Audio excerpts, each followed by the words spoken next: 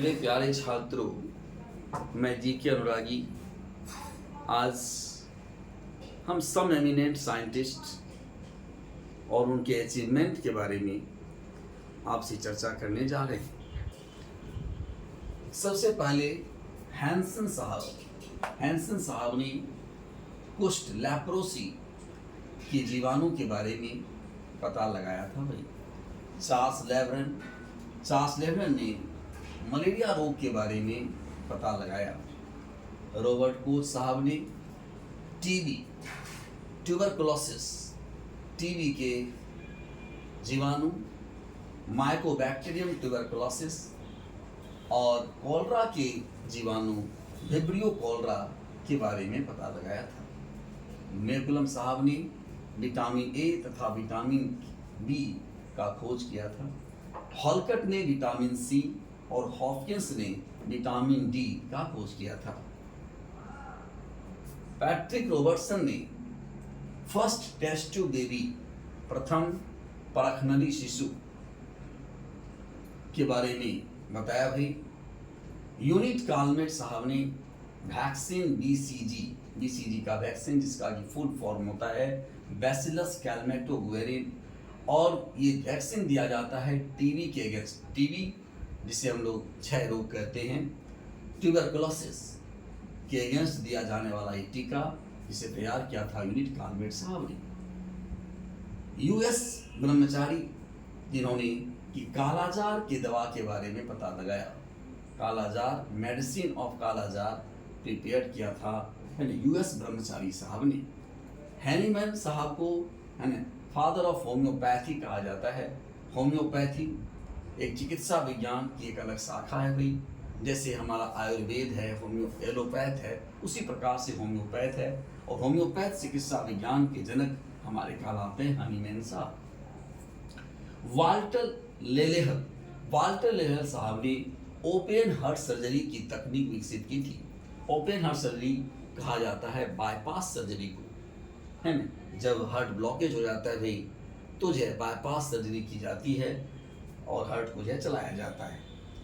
दूसरा है हमारा मैक्सवेल साहब ने प्रोटोप्लाज्म थ्योरी दिया था। प्रोटोप्लाज्म थ्योरी ये क्या कहता है भाई? प्रोटोप्लाज्म थ्योरी ये कहता है कि प्रोटोप्लाज्म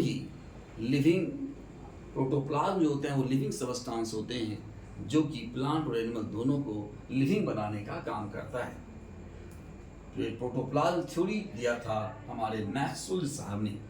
H.G. खुराना साहब, जिन्होंने कि जेनेटिक कोड के बारे में बताया था। बहुत ही इंपॉर्टेंट इंफॉर्मेशन है ये भाई, कि पूछा जाता है कि जेनेटिक कोड के बारे में किसने बताया था, तो H.G. खुराना साहब ने बताया था।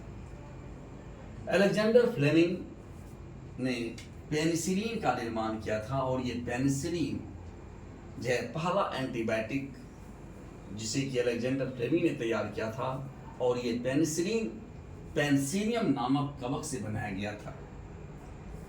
बेंटिंग एंड बेस्ट, इन्होंने इंसुलिन का निर्माण किया। और लुइस पास्चर साहब ने पॉस्चराइजेशन और रैबीज का वैक्सीन तैयार किया था। रैबीज का वैक्सीन इन्होंने तैयार किया। रॉबर्ट एडवर्ड साहब ने IVF इन विट्रो फर्टिलाइजेशन के तकनीक को विकसित किया था भाई। और ये इन विट्रो फर्टिलाइजेशन तकनीक के माध्यम से ही जो है प्रखनली शिशु का निर्माण किया जाता है। तो रॉबर्ट एडवर्ड साहब ने IVF technique in vitro fertilisation technique जो विकसित किया। उसके बाद देखो क्रिश्चियन बर्नार्ड साहब ने हार्ट ट्रांसप्लांटेशन का मतलब होता है भाई, है ना, हृदय प्रत्यारोपण। हार्ट ट्रांसप्लांटेशन का मतलब क्या होता है? हृदय प्रत्यारोपण। और ये हृदय प्रत्यारोपण की तकनीक, ट्रांसप्लांटेशन होता है प्रत्यारोपण, हार्ट ट्रांसप्लांटेशन की तकनीक विकसित की थी क्रिश्चियन बर्नार्ड साहब ने। बेडल एंड टेटम ने वन जीन वन एंजाइम का सिद्धांत दिया था। और वन जीन वन एंजाइम का सिद्धांत ये कहता है कि जो भी एंजाइम्स होते हैं, है ना, वो जीन जो है एंजाइम की तरह कार्य करते हैं। कार्ल लैंडस्टीनर साहब ने ब्लड ग्रुप के बारे में तथा आरएच फैक्टर के बारे में बताया था। चार्ल्स डार्विन साहब ने नेचुरल सिलेक्शन थ्योरी दिया था, और ये नेचुरल सिलेक्शन थ्योरी ये कहता है कि नेचर जो है सेलेक्ट करती हैं जो उस वातावरण में रहने के लिए जीव सबसे ज़्यादा फिट होते हैं। लेमार्क साहब ने यूज एंड डिसयूज थ्योरी दिया था। यूज एंड डिसयूज थ्योरी ये कहता है कि हम जिस अंग का जितना ज़्यादा उपयोग करते हैं वह अंग हमारा उतना ही ज़्यादा लॉन्गर, स्ट्रॉन्गर तथा एफिशिएंट होता है, यानी वह अंग उतना ही ज़्यादा लंबा, मजबूत तथा कार्यकुशल होते। जॉन साल्क साहब ने पोलियो का टीका तैयार किया था। एल्बर्ट साबिन ने पोलियो ड्रॉप का निर्माण किया था। एडवर्ड जेनर साहब ने स्मॉल पॉक्स का टीका तैयार किया था, और रॉबर्ट ब्राउन ने न्यूक्लियस के अंदर केंद्रक के अंदर सेल के अंदर जो है न्यूक्लियस यानी केंद्रक का पता लगाया था। न्यूक्लियस मीन्स केंद्रक, केंद्रक का पता लगाया था। और जो है कैरोलस लिनियस साहब ने बायनोमियल नोमेनक्लेचर दिया था।